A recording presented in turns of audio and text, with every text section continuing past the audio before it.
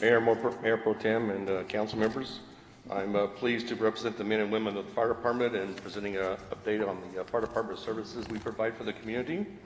And tonight I have Sandy Ramsey Woods here, who's our ambulance billing coordinator, and Chief John Muir, who can answer any questions about our emergency operations. On May 18th of this year, the council requested that a comprehensive overview of the fire department's preparedness, prevention, emergency response, and ambulance services delivered in the community be brought back to you. The Cathedral City Fire Department was formed as a municipal fire department on January 1st of 1988, and we began providing paramedic ambulance services on July 1st of 1989. For 31 years, the men and women of the fire department have protected the lives and property of the community residents, businesses, and visitors, and for 30 of those years, we've been providing paramedic ambulances. The staff includes 46 employees, 42 are firefighter paramedics or EMTs. 6 of those are partially funded by a 3-year federal grant, which runs from 2018 to 2021. We're halfway through that grant period. At the end of the grant period, the funding to retain those positions has already been included in the city budget. We have 2 administrative assistants, 1 fire inspector, and myself, which comprises the workforce. The fire department provides disaster preparedness, public education, fire prevention, fire protection, emergency medical services, and 911 ambulance transport.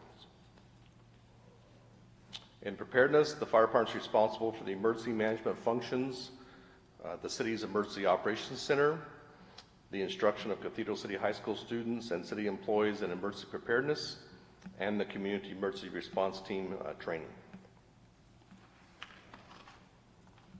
In public education and prevention, the fire department provides safety education in 10 Cathedral City High Schools. We have 1 private school, King School. We have 5 elementary, 2 middle schools, and 2 high schools. And we provide conditions of approval for the Planning Commission, conduct plan reviews and inspections for business license, cannabis and care facilities, schools, short-term vacation rentals, and smoke alarms. And last year, our fire companies, as well as our fire inspector, conducted over 2,700 inspections. In fire protection, we have 14 firefighter EMS personnel on duty 24 hours a day for 365 days per year in the city's 3 fire stations. The firefighters work a 56-hour work week, and that's permitted under the Fair Labor Standards Act, Section 7K. And on this screen, you see the staffing by day. We have 3 different shifts. One of those colors is always on duty. That includes a battalion chief, who's the supervisor of all the stations, a captain at each station, engineer at each station, which is the driver pump operator, 2 firefighter paramedics who are assigned to fire engines, 1 EMT, which is assigned to a fire engine, and then we have 2 ambulances, which are staffed by 2 firefighter paramedics. The fire stations are strategically located to deliver the service effectively. As depicted on this map, you can see the entire length of Cathedral City with the 3 stations spread across the community. The circles represent a 1.5 mile radius from the fire station out to the furthest point of coverage. The reason for the 1.5 miles is in order to provide an effective response time. We currently have undeveloped area, open space north of Interstate 10, and you can see as that area develops that it will require an additional fire station.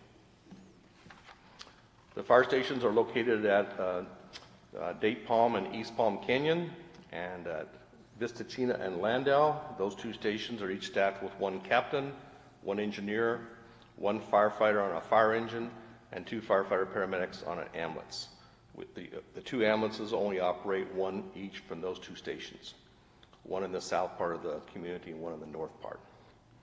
The fire station number 412 is our busiest fire station, and it's located in the center part of the community.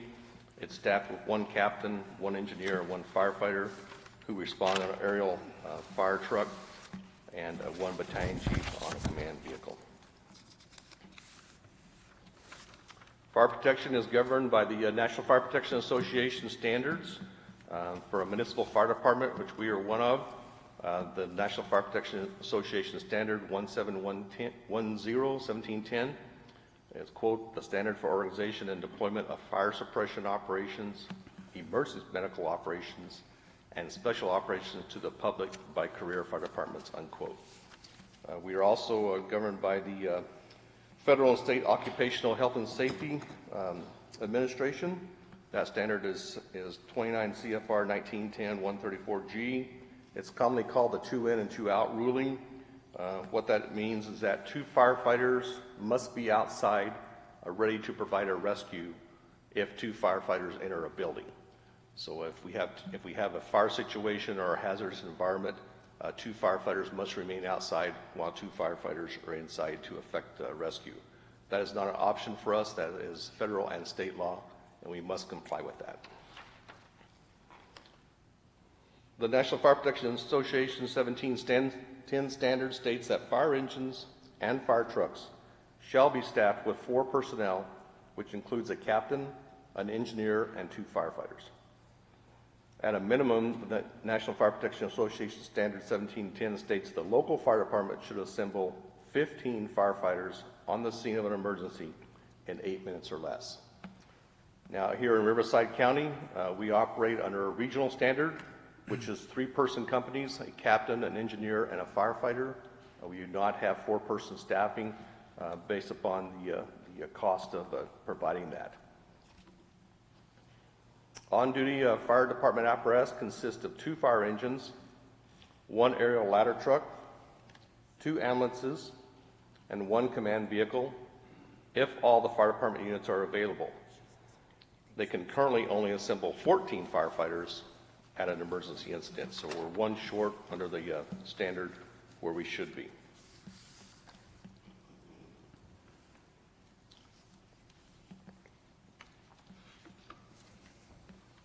In calendar year 2018, ambulances were out of service 47% of the time while they were transporting patients to area hospitals.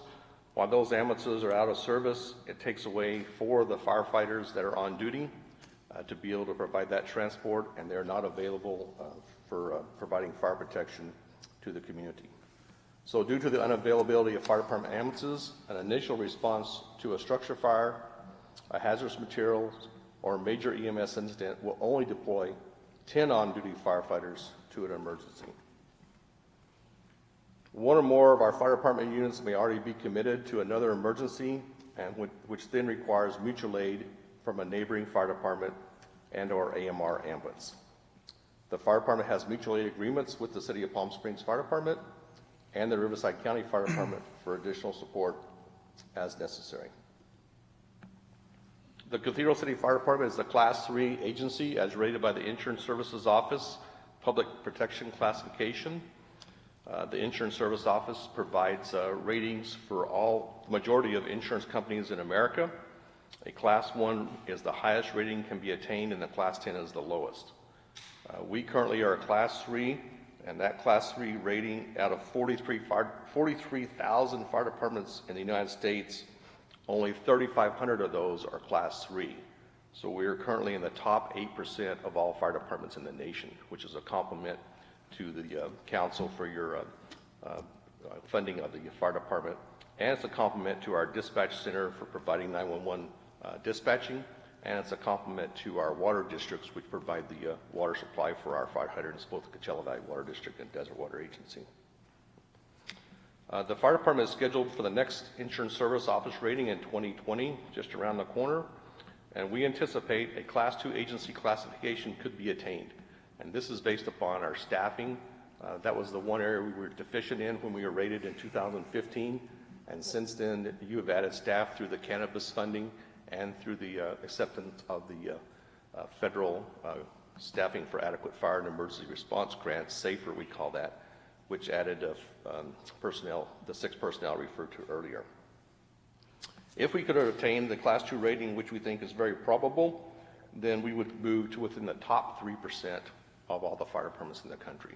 There's only 1 fire department in the eastern part of Riverside County, which is currently a Class 2, and that's the Idlewild Fire Protection District. So we are certainly seeking to be able to attain that classification.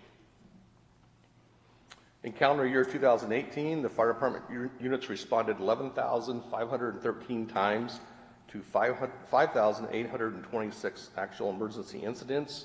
You can see the chart here on the lower right hand. It shows the total number of apparatus responses, and on the left-hand side at the bottom, you can see the total number of emergency incidents. So you can see that we respond multiple units to a little over 2 times as many responses to the single incidents.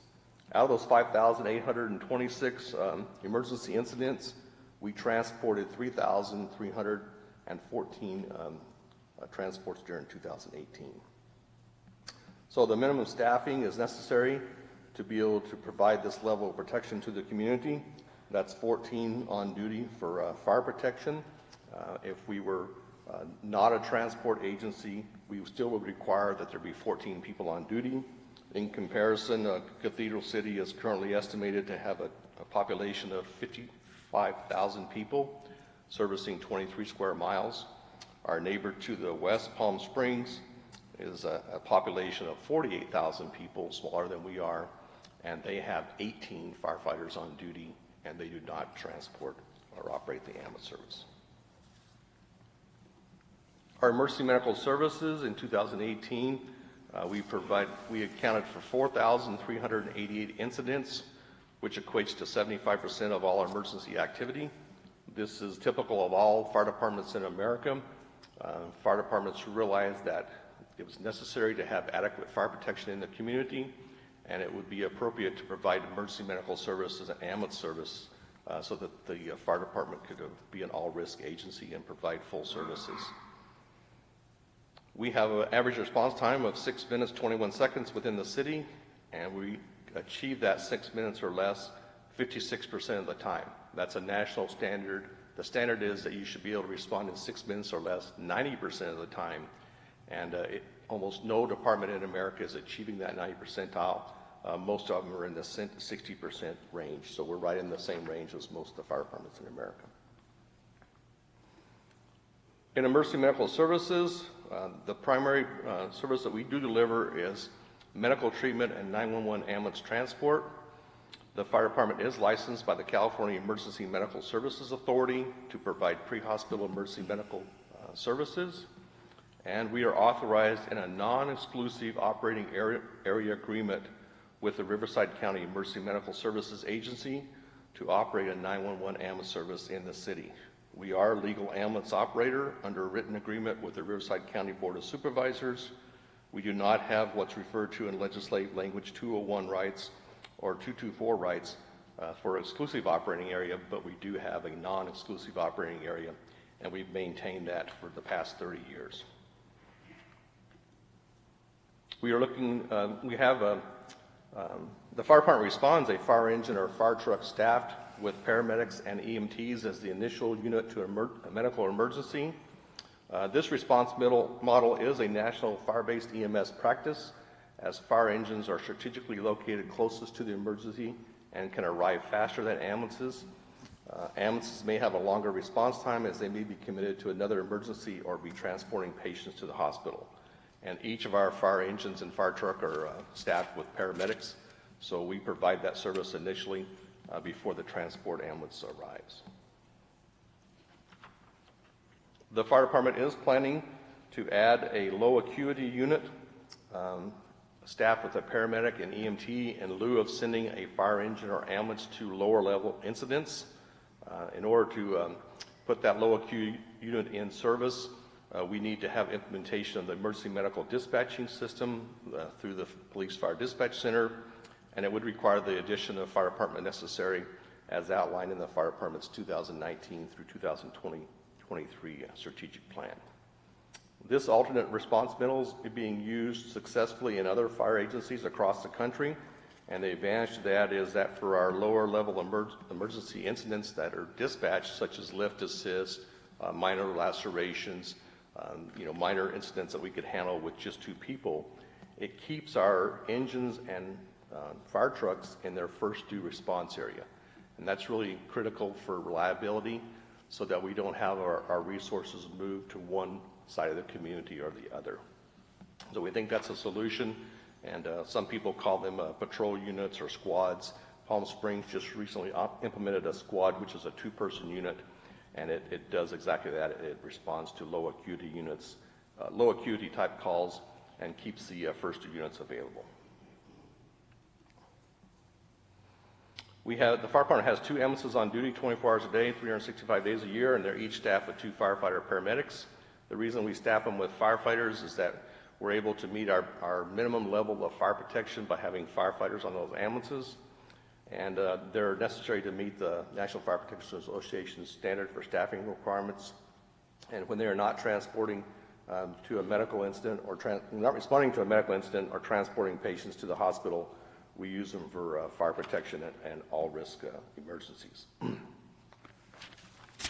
In 2018, the fire department transported 3,314 patients by ambulance. Those ambulance transport fees are regulated by the County of Riverside Emergency Medical Services. As reported by the Desert Sun News in a June 16, 2019 independent analysis, the Cathedral City Fire Department has one of the fastest response times and the lowest ambulance transport rates of any of the ambulance providers in the Coachella Valley. And you can see on the chart here in the highlighted area, our base rate for ambulance transport is $1,225 with $28 per mile. And you can see our average turnout and average travel time is just over 5 minutes, and our 90th percentile is just 7 minutes. And you can see the rest of the cities listed there about what their rates are and what their response times are. The Riverside County Emergency Medical rates for 911 ambulances are depicted here. That includes both air ambulances and ground ambulances. Cathedral City is a ground ambulance under the row 3, and again the rates are shown for basic life support, which is EMT level, or advanced life support, which is a paramedic level. We operate paramedic ambulances, so we charge the same for either level of service, and then the 28 cents a mile, the $60 for oxygen, $119 for night calls, $250 for a dry run. A dry run is if we respond to your 911 emergency call and we assess you and you do not need any treatment, we only charge you the $250 instead of the full transport fee. And Ms. Ramsey Woods is here to answer any specific questions about that, if you have any. The rates then are shown again here in a column format, base rate of $12.25, 28 cents a mile, and the other charges that we've already indicated. So what does that mean in real numbers? A fire department ambulance transport to the local hospitals of Desert Regional Medical Center in Palm Springs or Eisenhower Medical Center in Rancho Mirage is a $1,500 charge. So that's the base rate plus the mileage. And from either of our stations, it's about equal distance to the hospitals, and so it equates to a $1,500 charge. So one of the things that's been discussed in the community that we wanted to clarify, in fiscal year 17-18, the fire department billed $4,831,015 in gross ambulance transport charges. So the discussion in the community has been, well, if you bill $4,800, then you should be able to recover most of that money. That is not the case, whether you're a private ambulance like AMR or a public ambulance like the fire department operates. And that's based upon Medicare capitations and Medi-Cal capitations. So Medicare only pays 30% of the billed amount. Medi-Cal only pays 10% of the billed amount. So it wouldn't matter if you charged $2,000 or $5,000, you're only going to get 30% of their capitated rate. So an example would be that when Medicare is billed a $1,500 ambulance transport charge, the fire department only recovers $450, as would AMR if they billed that same amount. You can only recover what the Medicare allowables pay. For Medicare, and for Medi-Cal, which is the California system, if you bill the $1,500, you only recover $150. So the question is, what's our payer mix and what do we have? The majority of our patients in Cathedral City are Medicare, Medi-Cal, and private pay. We only have 5% of our patients that we transport that actually have insurance. So you might ask, well, how can that be? And what's created that is the Affordable Care Act. The Affordable Care Act says you have to have insurance. In order for people to be able to afford their premiums, they take a very high deductible, usually $5,000 or greater. So if you have a $5,000 deductible in order to afford a low premium and you get a $1,500 bill, then you're going to be responsible for that payment. So out of the $4,800 a week, $4,008,000 we billed in 2017-18, we collected $1,363,554 in net ambulance transport charges and reimbursements. We recover that through Whitman Enterprises, which is our contracted insurance billing agency, small claim court actions, and an outside collection agency. Ms. Ramsey Woods appears weekly, sometimes twice a week in Riverside County Court, and processes the small claim court actions to recover the ambulance fees that are owed. So as I explained to you earlier, the capitated rates imposed by Medicare, Medi-Cal, VA, workers' comp, those account for a $3,467,461 difference in what we billed. Again, we billed 4.8, we received 1.3. So that $3,400,000 is never collectible by any ambulance company. There's no one that can collect that because of capitated rates. It doesn't matter if you're a private ambulance or a public ambulance. We consider those to be Medicare and Medi-Cal and VA rate write-downs, and there's no way to collect those. So the fire department does offer payment plans for patients to pay their deductibles of the uninsured or underinsured ambulance transport charges. Currently, Ms. Ramsey Woods has over 200 active ambulance accounts. We require people to pay a minimum of $50 per month until they can pay off their balance. And we have people regularly come in on Fridays on a monthly basis to pay their payments consisting of their family members or the patients themselves. There are 3 fire-based ambulance services in the Coachella Valley.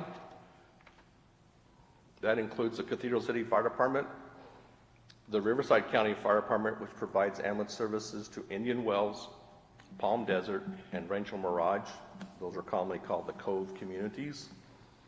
And Riverside County Fire Department, which provides 911 ambulance services to the city of Indio. Other fire departments in Riverside County are currently exploring fire-based ambulance services to provide 911 ambulance transport for their community residents, including Palm Springs, City of Riverside, City of Corona, and City of Marietta. The fire-based ambulance service provides continuity of care from initial treatment at the emergency incident all the way to the hospital emergency room. Cathedral City residents and visitors receive a high level of paramedic ambulance service, as each fire department ambulance is staffed with 2 paramedics. The fire department ambulance paramedics are familiar with community residents who regularly use the services and have established rapport. We have customers that we call our most loyal customers who regularly call us, and the fire department paramedics develop a real good relationship with them, and they're able to address their needs. So every fire department in the Riverside County and throughout the nation sends a fire truck to a 911 emergency in addition to an ambulance. No ambulance is singly dispatched to an emergency. So it doesn't matter if you live in Indio or Palm Desert or Cathedral City or Palm Springs, you receive a fire department response first, again, because of their availability in a strategic area coming from a fire station, not a single ambulance being dispatched alone. Now, we are looking at a model we talked about as far as low acuity, and that requires us to be able to prioritize the emergencies through the dispatch center, through emergency medical dispatching, which we hope to implement by the end of 2020.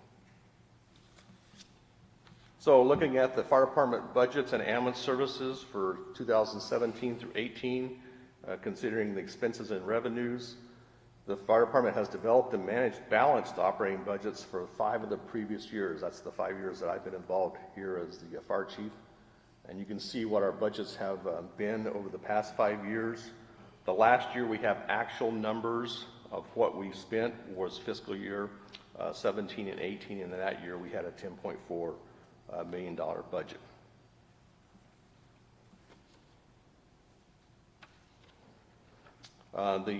The actual budget for the ambulance services in 17-18 was $3,326,801. We received revenues of $1,363,554, and so the actual cost to the general fund revenue to operate the ambulance was $1,963,247.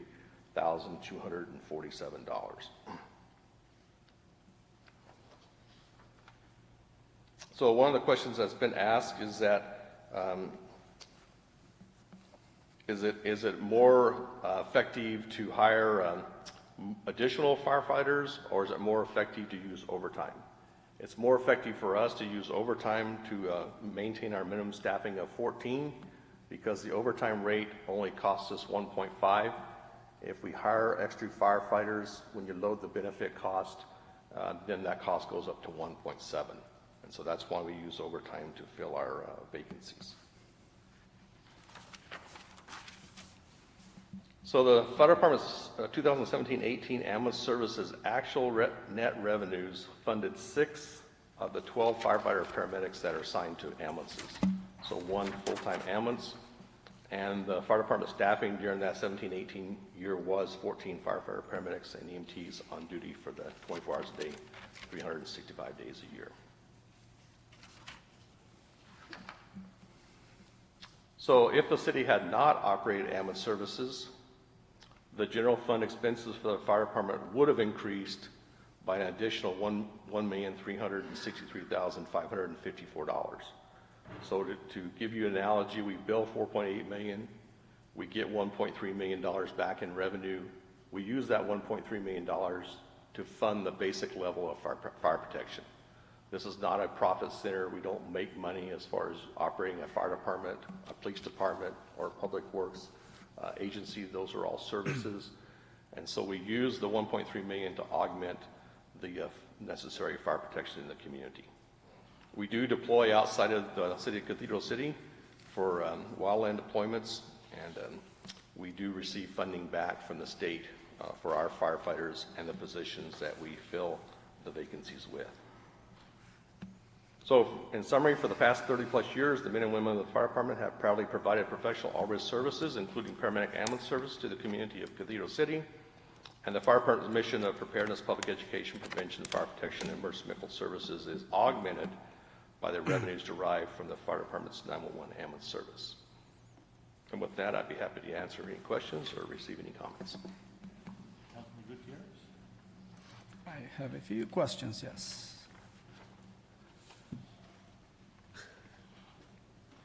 Now, excuse me, I'm going to be a little bit all over the board. I have quite a few notes here.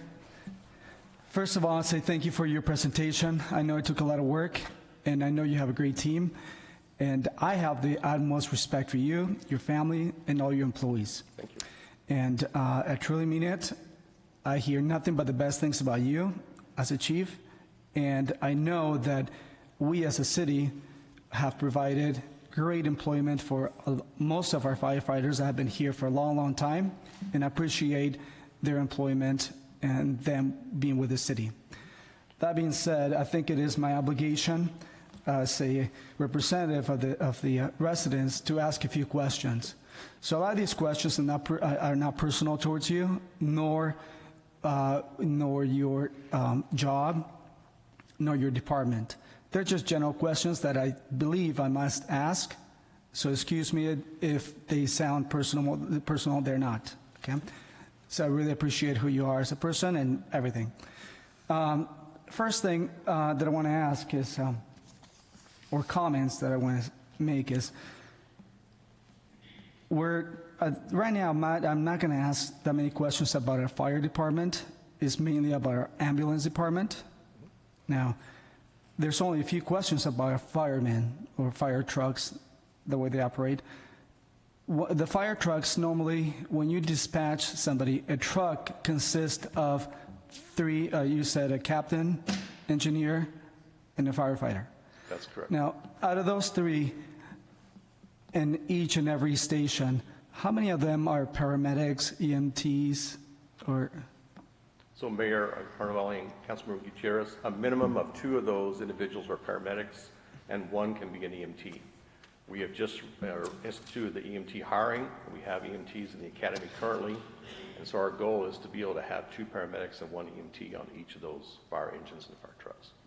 And both firefighters that operate in the ambulances, they're also paramedics. That's correct. Correct? Each ambulance has 2 firefighter paramedics. Okay. Now, if we, let's say we just consider going the route of possibly just talking to AMR, American Response, Medical Response, if we just consider talking to them, this is some of the things that I consider and think about whether to talk to them or keep what we have.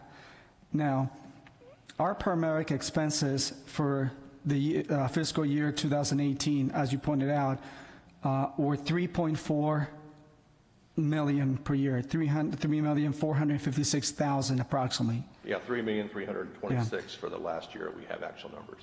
And out of that, we were only able to collect from all the transports that we provided $1.5 million approximately. 1.363. Okay. I have different figures depending on the budget where you look at, but they're pretty close. So from what I see, the losses, like you said, we're a nonprofit. You can say it's there for a nonprofit, but we do acquire a loss of nearly $2 million each year from the ambulance department. Well, Mayor Carnevale and Councilmember Gutierrez, it's not run as an enterprise account, so it's not a profit loss. That $1.3 million that comes in revenue pays for the necessary fire protection of having firefighters in the community. So if we did not operate the ambulance, that $1.3 million would go away, and the general fund would have to absorb another $1.3 million.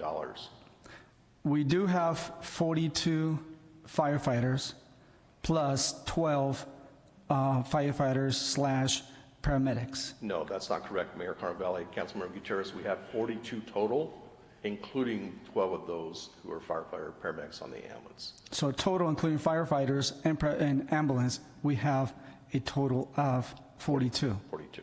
Okay. 14 on shift each day. Okay. Now, I see the rates that we charge, and also, of course, I see that we recently took quite a few people to small claims court, a lot of our residents to small claims court, and for the last 10 years, of all the people that we have taken to court that have not paid the transporting fees, we were only able to collect $419,000 for 10 years of unpaid, uncollected, transported bills. Mayor Carnevale and Councilman Gutierrez, that number is not in the presentation. I don't know where that number comes from, but it's much higher than the $400,000.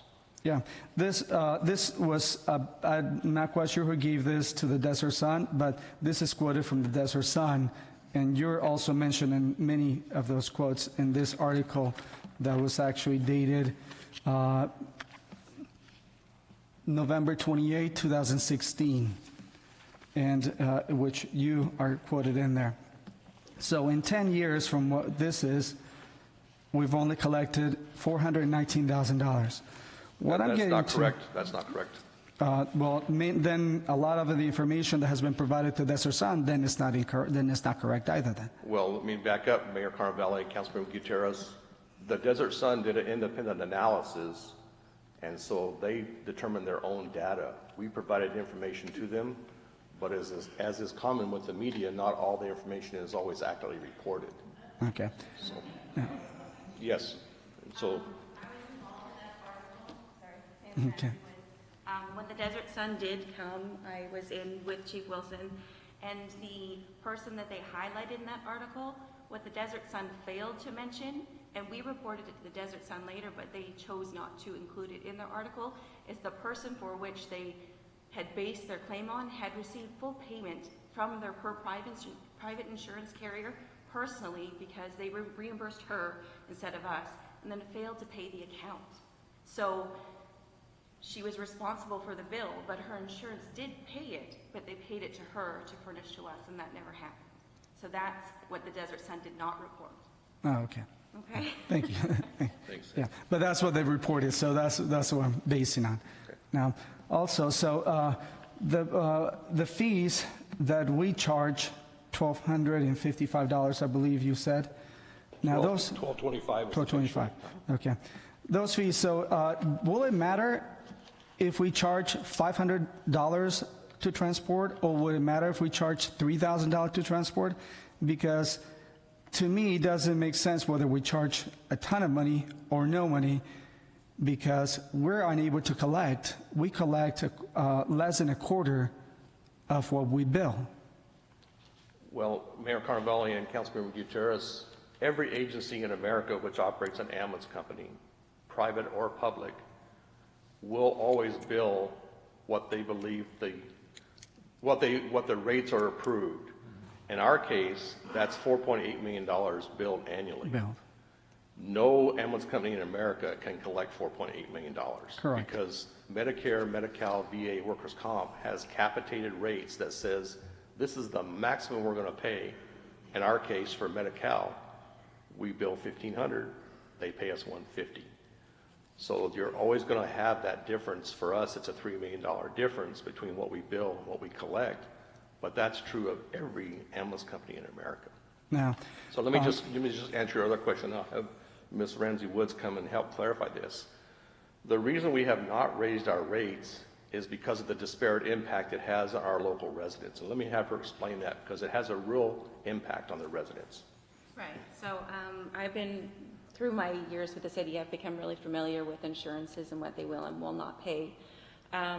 With Medicare and Medi-Cal, you could put our base rate at $2,000, like you see AMR do, or that's $1,800. But Medicare will still only pay what they pay off their fee schedule only. So if you increase our base rates, all that's going to do is affect the privately insured, which is only 5% of our community, or the uninsured. And it's the uninsured that they make great efforts to make payments on the accounts, and we work with them and we try to make it a pleasant experience, you know, as much as paying a bill could be. But increasing rates is going to affect the poorest in the community. That's what I have to say. oh, okay. Just one more clarification is that explain how we cannot collect beyond the Medicare from private insurance. Supplemental. Yeah, Part B. Yeah, so with Medicare, Medicare only pays ambulance bills if you have Medicare Part B. If you do not have Medicare Part B, they don't cover ambulance bills, and therefore, if a senior in the community doesn't have an alternate source like AARP or something, then they are fully responsible for the bill. Also, with different Medicare plans, you have different shares of cost and copays. So some may have premium plans where Medicare pays the full bill. Others, Medicare will pay $250, leaving a $200 copay, still leaving us the ability to collect $450 or whatever the rate would be, but Medicare would only pay us $250 of that, at which then we have to turn around and collect from the residents. When it comes to copays, because they're small, we don't collect them through the department. I refer them to an outside collection agency, at which point they try to collect, and then we have to take a lower percentage of that bill because there's just too many for us to handle. Okay. Yeah, thank you. I think what we were trying to explain is the misnomer is that, well, you bill $1,500, you only collect $450 from Medicare, but you, the fire department, then go to their supplemental and get the other $1,000. That is not allowed under the Medicare rule. We can only take what's allowed. That's typically the $450 and maybe a deductible of $100. So Okay. the maximum we're going to get is like $450 to $500 out of a $1,500 charge. Our concern about raising those rates is the impact it would have upon our community members. It's hard to come in when you are, trying to support a family and having to pay $50 a month for many months to pay off that $1,500 bill. If you raise that to 2,000, it's just going to have a more negative impact on the community members. Yeah. AMR charges, like you said, nearly $1,800 for their transport fees. Now, in India, Palm Desert, Rancho Mirage, and India Wells, India subsidizes the cost of any transport. So Mayor Carmel Valley, Councilmember Gutierrez, before 2018, the Cove communities, which are Indian Wells, Palm Desert, and Rancho Mirage, they did not charge for ambulance bills because they have a parcel tax that helps pay for the ambulance service in those three communities. After 2018, they changed their billing method through the County Board of Supervisors, and they currently do have a billing for the full amount in addition to the partial tax. So residents are actually paying the partial tax to support the firefighters on the ambulances, which are operated by Riverside County Fire Department. And if a person is transported in those communities, they then pay the ambulance bill on top of that, which as you accurately reported, it's $1,855. And the city pays for that, or No, the resident pays for it? So it is not free for them? It used to be free before 2018. Currently, they charge the $1,855. Okay. Now, those fees also, as you're aware of, those fees are actually the AMR charges. They're set in contract with the Riverside County supervisors. And Mayor Carnevale and Councilmember Gutierrez, as are ours. Our contract, our fees are set by the County Board of Supervisors through the Riverside County Emergency Medical Services Agency. So our $1,225 is set by contract with the County Board of Supervisors. In order to raise that, we'd have to petition the Riverside County Emergency Medical Services Agency, get a recommendation to take that to the County Board of Supervisors and request a rate increase. Okay. Now, out of all those expenses that we incur from our ambulance department, the total, you can say, 3.4 million less 1.3, which is comes to equivalent to about $2 million in total expenses, you can say, from the city. Now, if we were to transition to AMR, that would cost us zero. That's not correct, Mayor Carnevale and Councilmember Gutierrez, because you still have to maintain the fire protection in the community. So if you give up the ambulance service, you're giving away $1.3 million in revenue that you're receiving that provides fire protection. So we use the revenues that we generate, which again, doesn't fully pay for yourself. I agree with you. There still is a general fund obligation to support the fire and medical services. But if you give up the ambulance, you're giving away $1.3 million that you will not have from ambulance revenues, which you, the council, will then have to come up and support through the general fund.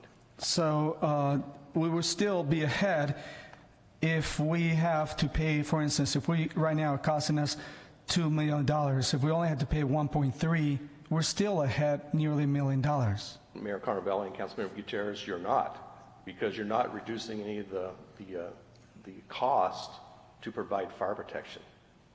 The only thing that you would save on would be the rolling stock, which is the actual ambulances themselves, which we don't have that broke out in this presentation. We could provide that, but you're still incurring the cost of the firefighters, because remember, these are firefighter positions generating revenue through ambulance transport in order to help pay for the cost of the firefighters. Now, how does you have to educate me on a lot of this. How does Palm Springs work when there's a 911 call? They're dispatched, and they send a fire truck with, just like we have, a captain, a fireman, and also engineer. Now, they only require one paramedic per truck, not two. Mayor Carnevale, that's not correct. Yeah, Councilmember Gutierrez? I have to excuse myself, but that's the information that I got directly from today, as a matter of fact, directly from a person from the city of Palm Springs. That is not correct. Yeah. They're staffed with 100% paramedics on their fire engines. All positions on fire engines and fire trucks in Palm Springs are paramedics. Now, they're considering the same thing we just adopted through your leadership, They're considering adding EMTs to those fire trucks. They're moving forward to 4-person staffing, of which 2 would be paramedics and 2 would be EMTs. So today in Palm Springs, if you call 911 tonight, you're going to get a fire engine with a captain, an engineer, and a firefighter, each of them as a paramedic responding to the emergency. One paramedic? No, 3 paramedics. Every position in Palm Springs is a paramedic. I must have received the wrong information, but that's what I was told. That's not correct, Okay. because they staff every unit with firefighter paramedics. Now, I also called other cities and spoke with representatives. And for instance, many cities are in the process. One of them just switched over from having their own ambulance department. That transition and went to AMR. They used to be with CAL FIRE. They went to AMR because of cost savings, which is Calamasa, the city of Calamasa. Well, Mayor Carnavelli and Councilmember Gutierrez, Calamasa is a unique situation. They were under contract for fire protection from the County of Riverside Fire Department. They never operated ambulances in Calamasa from the fire department. They always had AMR response for their EMS transport.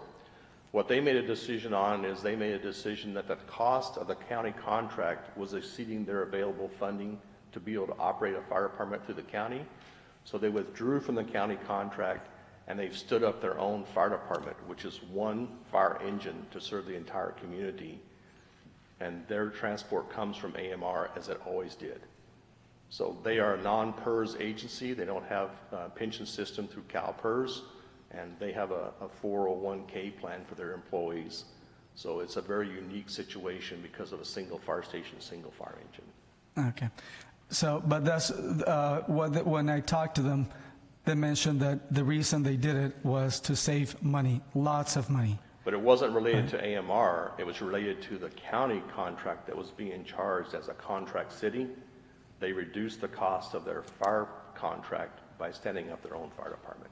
Now, Canyon Lake City is also considering going to AMR as we speak. Canyon Lake is currently an AMR agency. They have considered in the past, and they may be considering in the future, withdrawing from fire protection from the County of Riverside. Currently, that's provided by the County of Riverside. They actually got into an arrangement 2 years ago where they weren't able to pay the county contract, and they actually had no fire protection for an interim time period. They since have signed a contract with CAL FIRE, but they've always had AMR response. It has no bearing on the cost of their fire department. It has to do with lowering the cost of the county contract. Yeah. So Palm Springs, Cathedral City have our own police and fire departments. We operate those lower than what the county contracts would be from Riverside County Fire. The rest of the communities in Coachella Valley contract with Riverside County Fire, but they are all concerned about the escalating costs of those contracts. Yeah.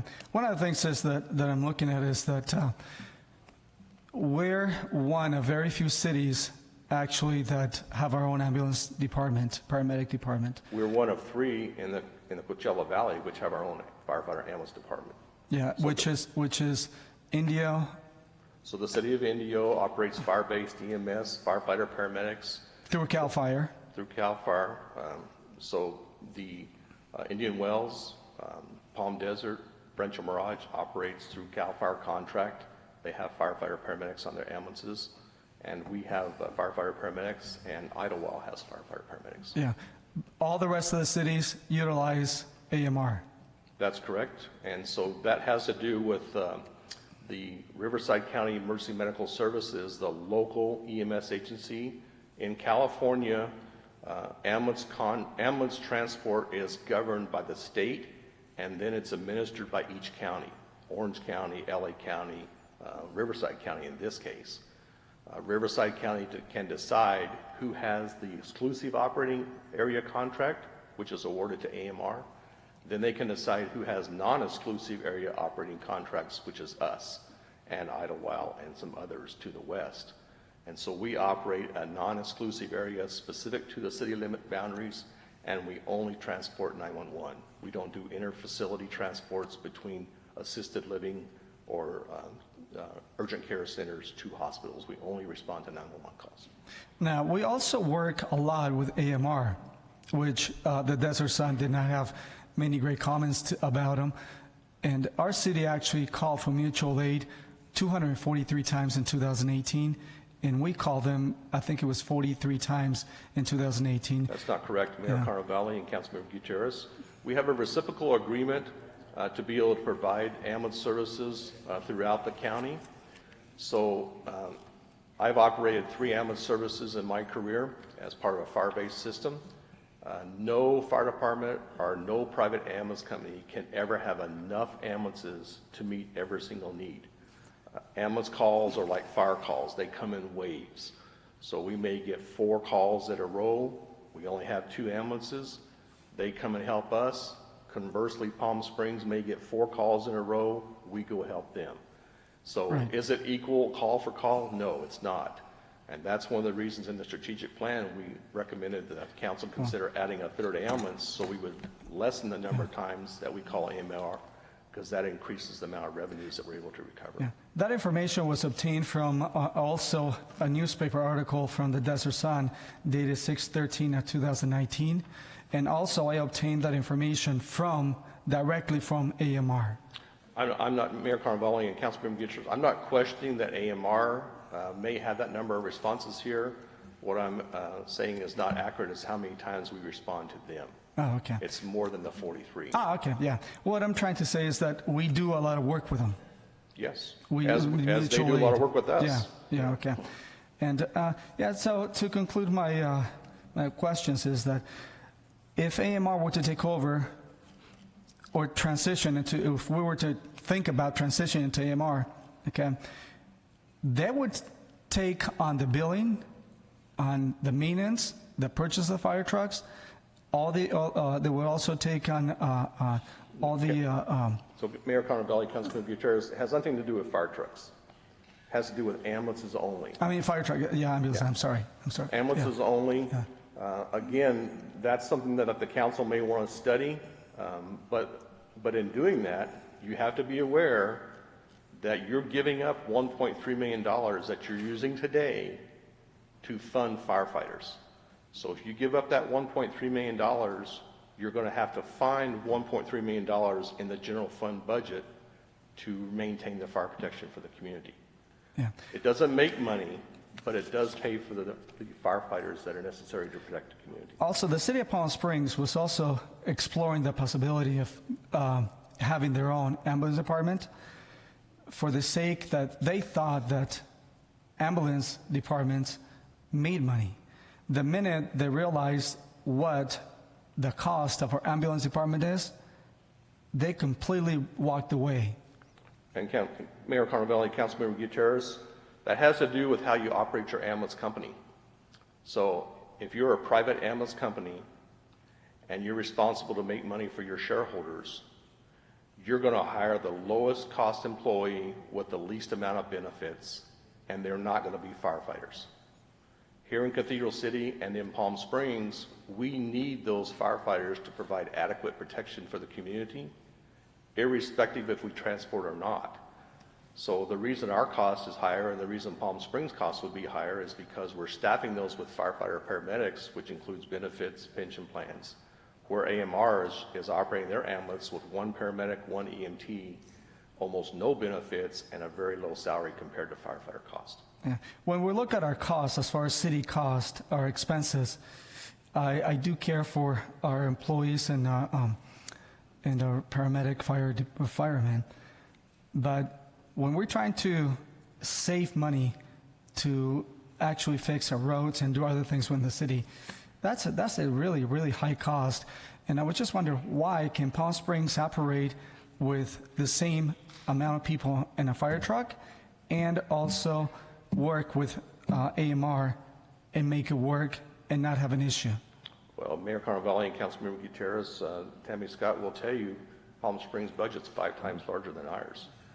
So they're a pre-Proposition 13 city. They receive substantial property tax where we do not. So that's the reason that they're able to afford 18 firefighters on duty. They have 18 firefighters on fire trucks, and they have 3 firefighters at the airport, which gives them a total staffing of 21 on duty each day. They would love to operate the ambulance, and they have been considering that and working with the Riverside County Board of Supervisors And it all comes down, can they obtain a non-exclusive area specific to Palm Springs? Yeah. Well, I want to thank you for your presentation once more, and I still think that we, depending on what my colleagues have to say, but we should continue to maybe explore a little bit more to see how those numbers could work out. Yeah, we welcome the opportunity. We think we are being forward-thinking through our strategic plan and hiring EMTs, which does reduce the cost of our operating budget. And we think a low acuity unit provided to respond to those lower level emergencies would certainly be of value to the community. Yeah, because when I see that possibility of actually having the absolute same service and saving the city $2 million is something that we should really look into. Thank you. Thank you. Councilmember Lamb, do you have any questions for the chief? I don't have any questions at this time. As a new person, I'm trying to get my head wrapped all around all the numbers and the implications. But I just thank you for your service. Thank you. Thank you. Councilmember Gregory? I don't have any questions. I will have comments, but maybe after the public gets to speak. Questions or comments later? Mr. Mayor, Chief, I just have one question, then I reserve comments for later as well. I haven't been able to get my hands around this Section 201 provision.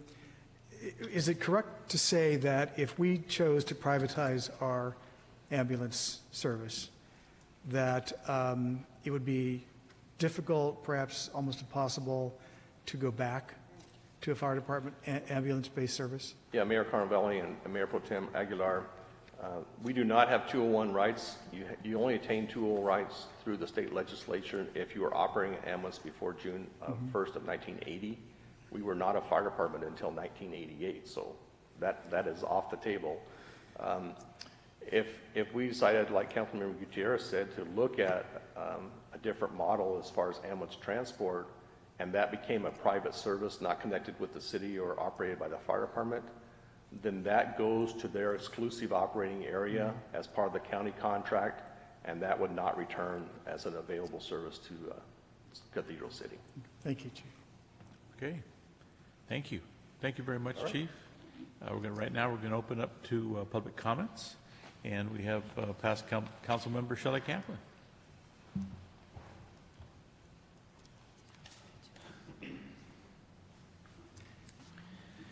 Good evening, Mayor and council members. First, I want to thank Chief Wilson for his excellent reports on the Cathedral City Fire Department. And I've really been amazed at the amount of knowledge you have of other cities' fire departments as well. And I'd also like to thank the great service of our firefighters that they provide to the city residents, to businesses, and to visitors on a daily basis. I believe the item was added to the council agenda regarding the ambulance services by Councilmember Gutierrez, who presumed that the city could save money by outsourcing our ambulance service. The Chief's report makes it clear that undertaking such a move will either significantly reduce the quality of safety services the fire department can provide to the city and increase everyone's fire insurance costs, or will cost the city an additional $1.36 million a year. Councilmember Gutierrez thinks our ambulance service is a cost to the city when it's actually a revenue stream that helps support adequate staffing levels in the fire department. And let me repeat that. He thinks that our ambulance service is a cost to the city when it's actually a revenue stream that helps us support adequate staffing levels in the fire department. Since public safety is one of the highest, if not the highest, service the city can provide to its residents, its businesses, and its visitors, reducing the quality of these services should not be a consideration. We're already understaffed to meet the National Fire Protection Association Standard 1710 and to meet the OSHA requirements. It was the previous council with Mayor Carnavelli, with Mayor Pro Tem Aguilar, with Mayor Greg Pettis, with Mayor Stan Henry, and with myself, who voted 5-0 to support the SAFER grant that allowed us to improve staffing for our fire department to meet what we considered the basic minimum appropriate staffing levels. We need to maintain and to continue to expand our staffing capabilities, especially as we gear up to improve our dispatch operations with emergency medical dispatching as part of the department's strategic plan. This decision is what we used to call a no-brainer.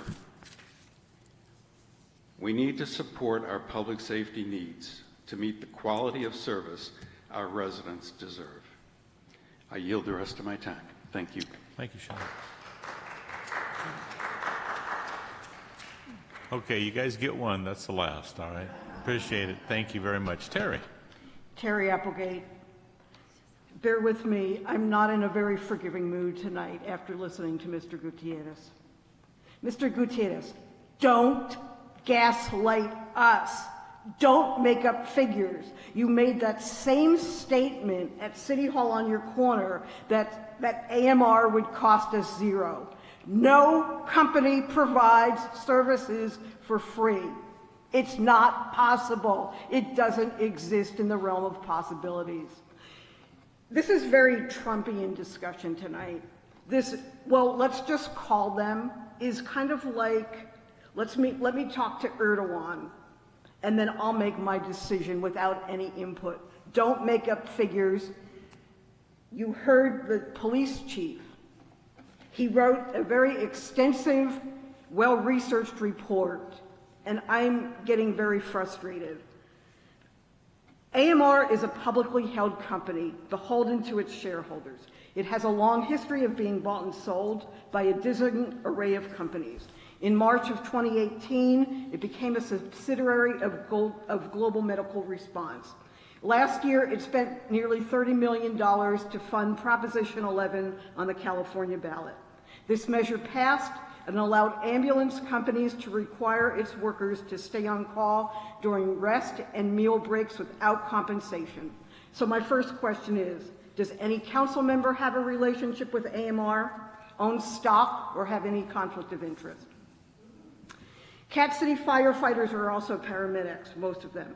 So by eliminating paramedics, the city would lose 12 firefighters, but then in turn pay $1.3+ million and then in turn hire AMR. So how does this make sense? And if our residents were displeased with AMR or any other company, we would have no recourse to hire back our paramedics, as state law prohibits this. Seismologists tell us that we are overdue for an earthquake of magnitude 7 or greater. Why would we want to cut resources in an emergency situation? When you look at other cities, they are talking about how they have to pay increased money every year to provide sheriff services, etc. Let's keep our paramedic and ambulance transport and retain excellent service. Thank you. You're welcome. Thank you. Edward.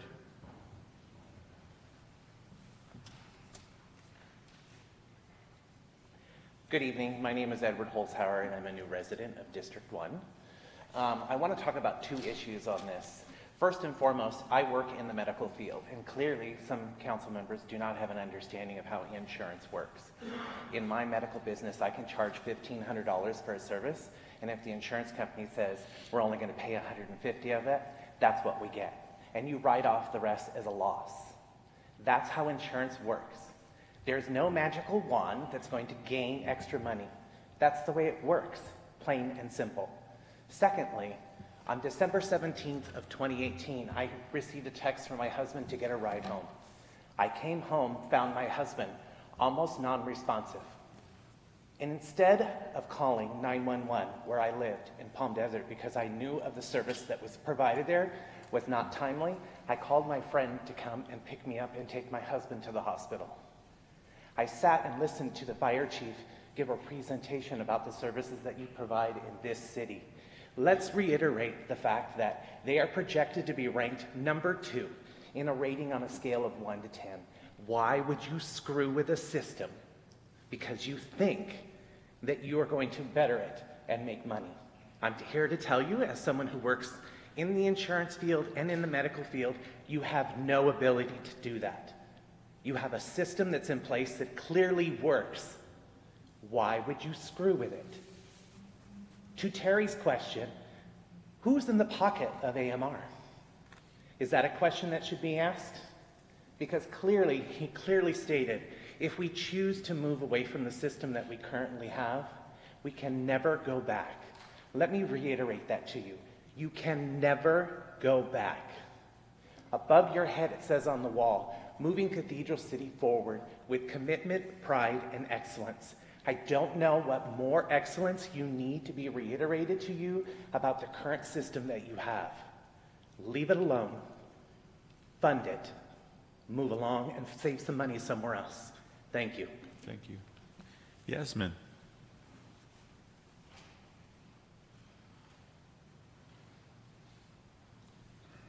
Good evening, City Council, Mayor. Hello. Chief Wilson, what an excellent report. I've even learned some more things then.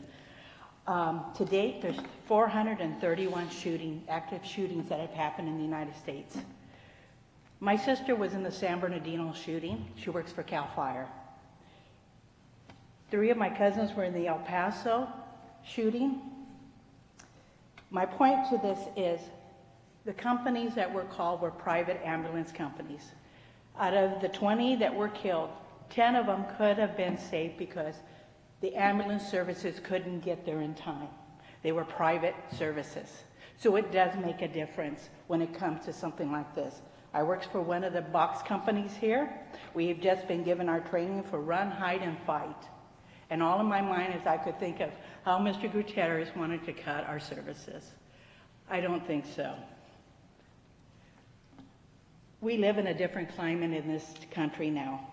And run, hide, and fight is not something I want to see done to elementary schools or to work personnels.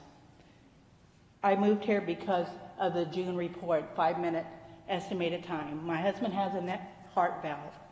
We don't live in a gated community because I have seen what gates can do in stopping an ambulance, a fire truck, or other services come to your community in your home. So with that, I please ask you to stay with the service that you have with our fire department. This is an excellent service. It is committed to pride and excellency. Thank you, sir. Thank you. Rick?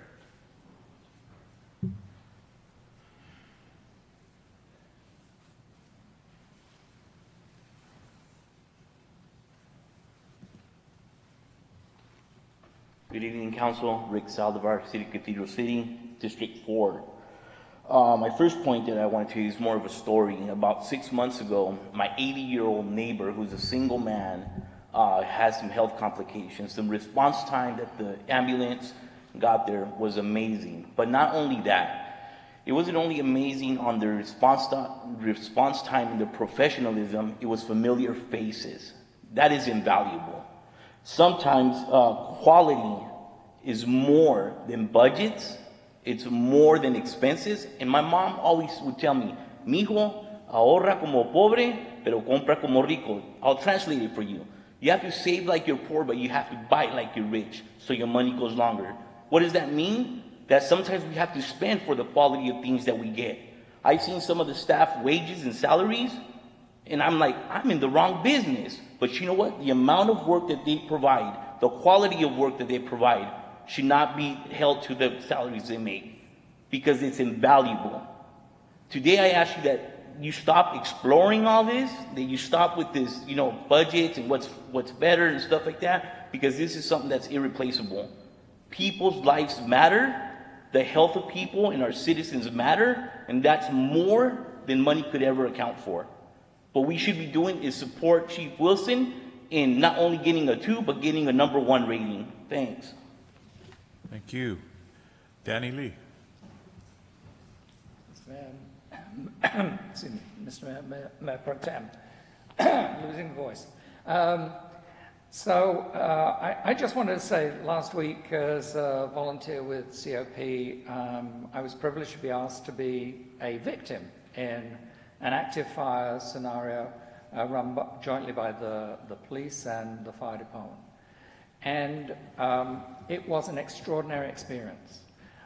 Here is one of our worst scenarios, and all of us, both the professionals and the victims, the role players, really committed to that exercise. So it became very scary. I was lying on a floor in a dark room. I was injured. I was hopeless. I was looking for comfort. And first the police came through and cleared the area, and then the fire department come in, and they're caring for me. They are triaging, and then they go out and they get a rescue team together. They get me out of the building. I'm triaged again. I'm off to hospital.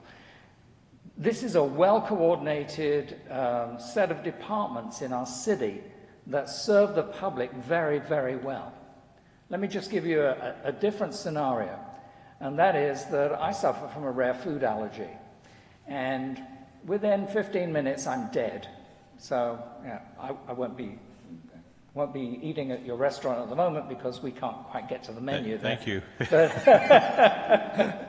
But I'm not concerned, as some people seem to be, about the odd extra second here and there because we could save some money.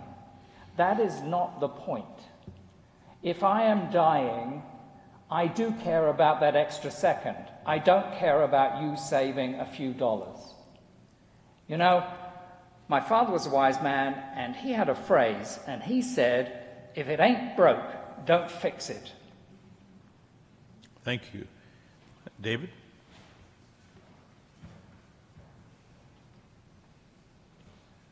Dave Lamb, Cathedral City resident of District 1. Mayor Carnevale, Councilman Gutierrez. It is a brainer to consider expenses. Our government is $22 trillion in debt. If a kid goes to college and gets out of college and he's $34,000 in debt, and he wants to buy a car, he wants to build a house, he wants to get married, he has got to look at those expenses.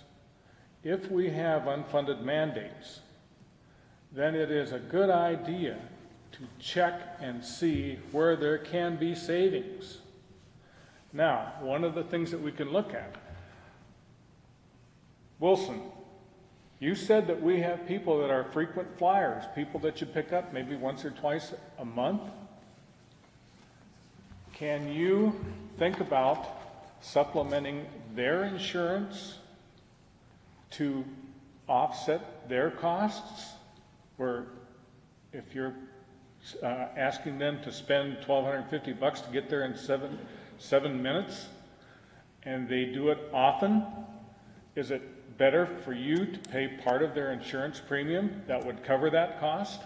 Those are things that you could look at, and if you could get somebody that could counsel these people and get them into a program, you could have some cost savings that would not affect the overall picture of what's going on now, but you could look at these things and take a different look at these, think outside of the purple cylinder to get some of this stuff under control. I think it is a good idea to look at alternatives, but do not throw out the baby with the water. Thank you. You're very welcome. Anyone else like to speak? Come on up. You're next, Sue.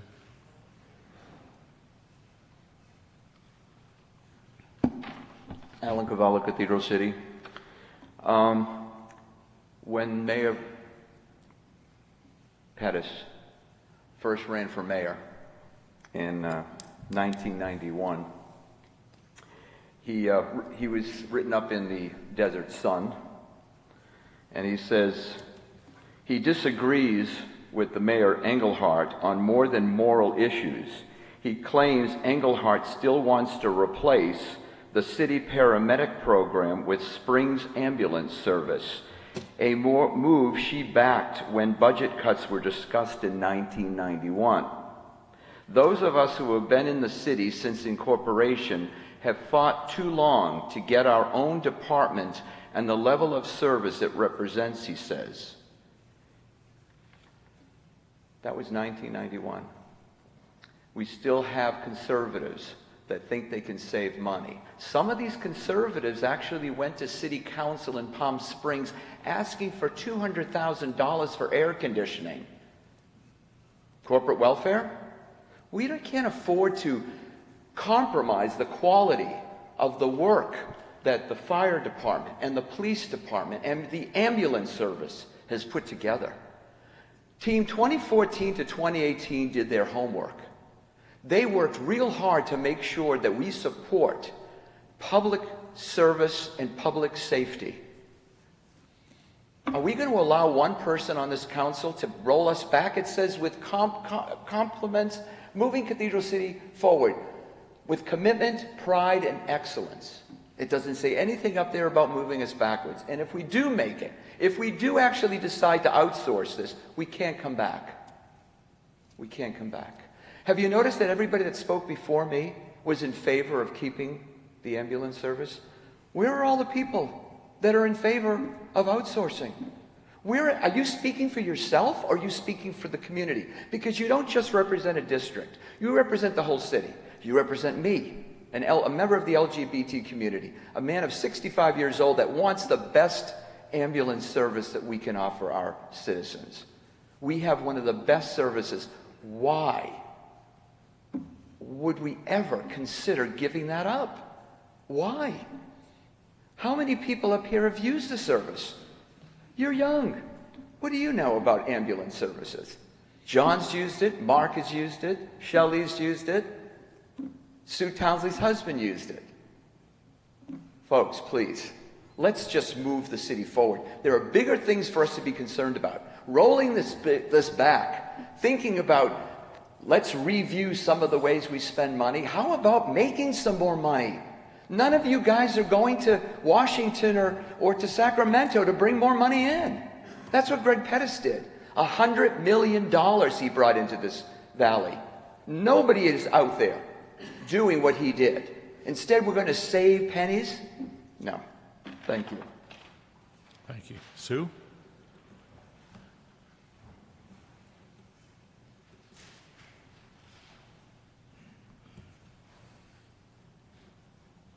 Hello, everybody. Hello. You know, a few months ago, I made a presentation to you, and Councilmember Lamb, you were not here, but I gave my report, and it's filed somewhere, and I would love for you to read it. It was about the fire department's ambulance service and my positive experience with it. It was amazing, and I won't go into it anymore. However, after that, I was at a Palm Springs restaurant and I got sick. And the owner of the restaurant called the ambulance service and it was AMR. Now, mind you, I'm not well. It was heat stroke. I'm still learning how to live in the desert in the summer, by the way. So it was heat stroke that went to, I got dizzy and all of that. Anyway, I'm in the ambulance. The ambulance is dirty as can be, by the way, but I went in the ambulance. They took my hand to give me an IV, and they missed. And I'm laying down, not well, and I said, Jesus, what in the world? And they laughed and said, ooh, I missed. Then they jabbed me in my wrist one more time, missed, and at the third time they got me, and I got the IV by then. My hand was a mess. It was swollen. It was black and blue for days and days. I mean, it was crazy. And I'm just saying that the professionalism that I received from our city ambulance service, from every single person I was in my house, they were just so professional. These people in the AMR group, they were laughing and joking about missing my veins. So just personal experience. Thank you. Thank you, Sue. I don't see anyone else want to speak. Anyone else like to speak? I'm going to close public comments right now already, and we're going to go into comments right now. No comments? Comments? Yes, thank you. So I want to reiterate our thanks to the fire chief for the very complete presentation. I like to think with my history I know a little bit about public safety, but I did learn many things today about the funding. I don't think there's anything in the city, any public service that we should ever be afraid at looking at and seeing, are we getting good value? Are there things that we could change? So although it was a lot of work, I do appreciate everything that you've done. I also appreciate your continued efforts to monitor the needs in Cathedral City, to build staffing where you can, reasonably working with the other departments and us in the city management and budgets, of course. And I was especially interested in hearing about your work moving towards a low acuity unit. To me, that's the type of continuing excellence that we do see in the fire department, and coming up with ways that we can offer better service and with an eye on the cost. And also the discussion that you had about the rates, and I thought it was very clear discussion about how the ambulance fees that are covered actually help pay for the fire service.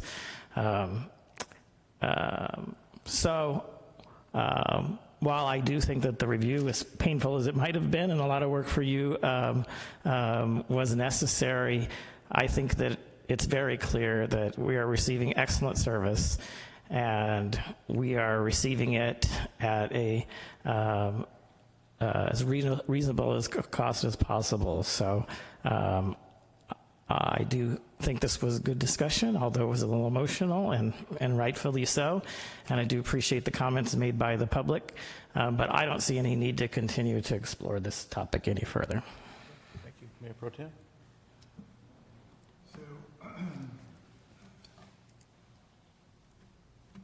As I expressed when this topic was first generated for public discussion, that I had some serious concerns about considering the privatization route and its impact not only on service levels but also on general well-being and care for our residents. And my position has not changed on that, although I do agree with one of our council members who did say initially that there should not be any sacred cows in looking at budget issues, but this is an area that I don't think we need to explore any further after tonight. But I wanted to just mention that I did, as the topic did come up, and I wanted the opportunity maybe to do some of my own research.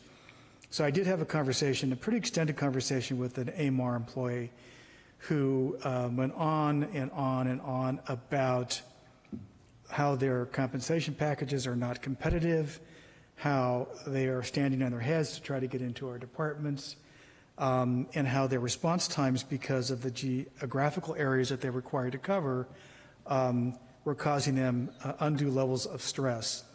And that just built the case further in my head that we need to not continue this discussion at a level where it's going to suggest that we're actually considering making compromises in the delivery of our service. And I would request that we move on. Okay, thank you very much. Did you have anything else you wanted to say, Councilmember? Yeah, just a few more comments and a few questions to both our police department and our fire department. Now, in the near future, we have to start using emergency medical dispatchers. Is that correct? Mayor Carnevale and Councilmember Gutierrez, I can answer that. The Riverside County Emergency Medical Service Agency has an unfunded mandate that any dispatch center in the county which dispatches fire units and or ambulances needs to have emergency medical dispatching in place by 2022. Our internal goal from police and fire is to accomplish that by 2020. So if we did not operate the ambulance, we're still required to have emergency medical dispatching because we dispatch fire trucks with paramedics to the emergencies. The purpose of that is really a benefit to us for the dispatch center as well as for the police and fire. Currently, we respond red lights and sirens to every incident. That's unsafe for the citizens who are on the streets. It's unsafe for our emergency responders. By having emergency medical dispatching, we can prioritize what is the level of response necessary. So as mentioned in the presentation, we believe a low acuity unit, which could respond with no lights and sirens to some of our calls, and then a lower level of response in between that, which we currently call Code 2, which is non-lights and sirens of our fire engines. And then we could, still have our red lights and sirens response for true emergencies. That's really a better service that protects the community. It prioritizes the actual needs.